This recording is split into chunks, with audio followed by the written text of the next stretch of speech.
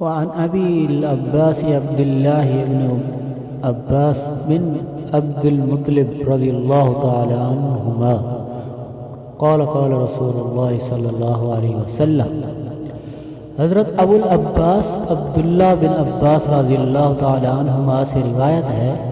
کہ نبی کریم صلی اللہ علیہ وسلم اپنے رب تعالی سے روایت فرماتے ہیں کہ اللہ تعالی نے نیکیاں اور برائیاں لکھی اور پھر ان کی وضاحت فرمائی کہ جو آدمی کسی نیکی کا ارادہ کرتا ہے مگر اس کو کر نہیں پاتا تو اللہ تعالیٰ اس کی ایک کامل نیکی لکھ دیتے ہیں،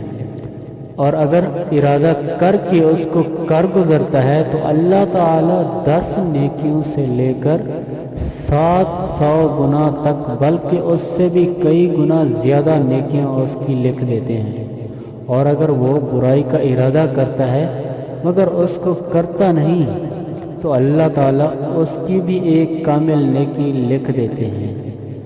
اور اگر ارادہ کر کے اس کو کر لیتا ہے تو اللہ تعالیٰ اس کی ایک برائی لکھ دیتے ہیں۔ اگر ہماری ویڈیو اچھی لگی ہو تو پلیز ہمارا چینل سبسکرائب اور شیئر لائک ضرور کریں۔